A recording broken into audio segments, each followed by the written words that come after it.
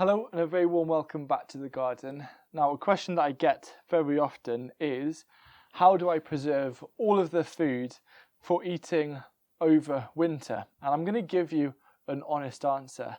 I try and avoid it as much as possible, and this video will share why. So I actually like to take a little bit of a different approach when it comes to how I eat from the garden during all 4 seasons. And this approach would also suit you if you feel that you're very strapped for time, because I don't want to get into that position where it's kind of late summer into early to mid-autumn and there's just so much food that needs preserving that isn't going to last when the frosts start coming. It's been a weird year this year because we still haven't had a frost yet and it is mid-November. But for me as a gardener, I don't want to feel like I'm rushing to get everything in and ready. I understand that my climate being a temperate climate, I don't have winters that means that the ground is completely frozen solid for 3 months, for example.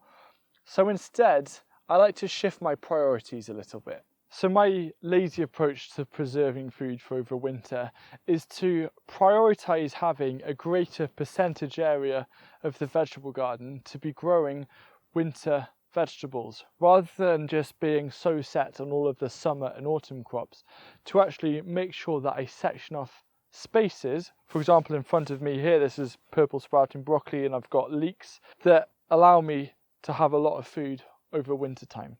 You see, unlike summer vegetables, winter crops come with a specific list of benefits that I love.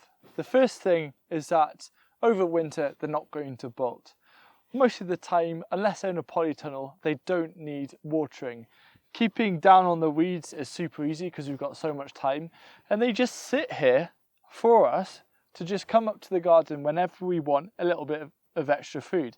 So this kale here, this is going to be perfectly happy until March or April time, just sitting here. I can harvest what I want, it will continue to gradually produce, and then in springtime it's going to create a forest of flower shoots that I can also enjoy eating during the hungry gap.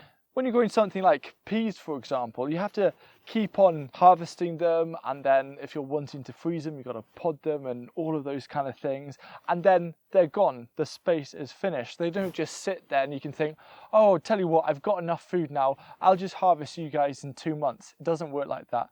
With winter vegetables though, it does. I think the best way to get the most from your garden when you're a little bit strapped for time is to embrace and work with the seasons as much as possible and to understand the type of climate that you live in. And so usually for us up until Christmas time, it's a little bit warmer and wetter. So for example, this pak choy here, I can grow this outside and enjoy it up until around December time because I'm working with the seasons.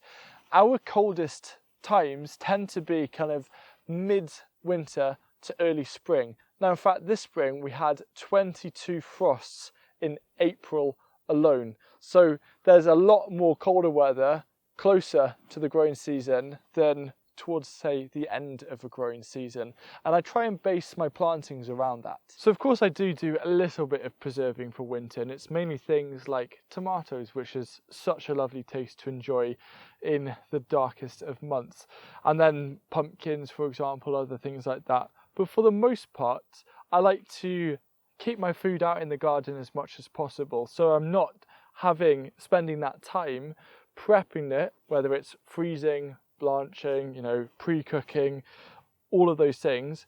Instead, the food is just out here in the garden, sitting and waiting for me to just come and take exactly what I want.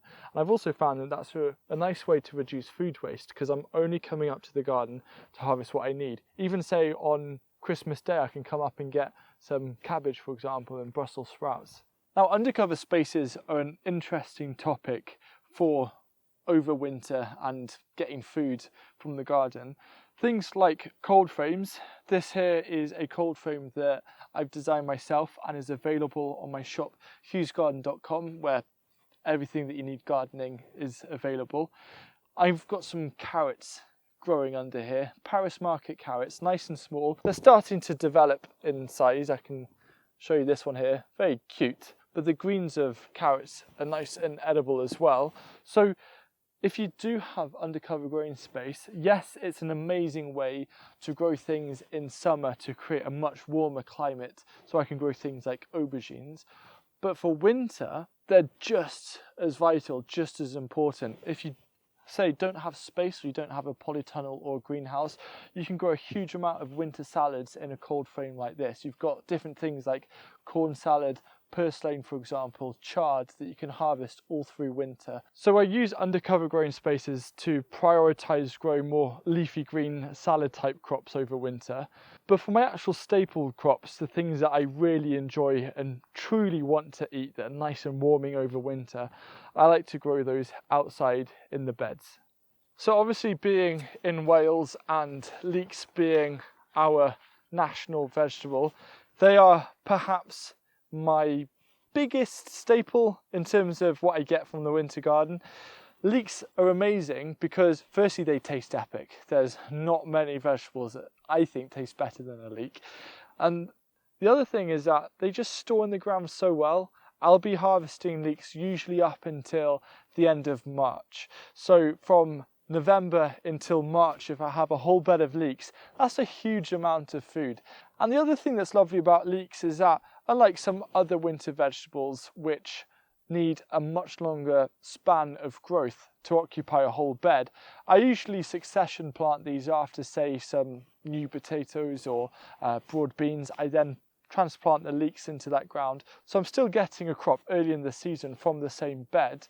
But these leeks now, the amount that you can fit in a small space is a huge and fantastic staple to enjoy over winter. If you know this channel, you know I'm also going to say that another staple of mine are Jerusalem artichokes, also known as sunchokes. We've got a patch here that has been our sunchoke patch for around about 15 years.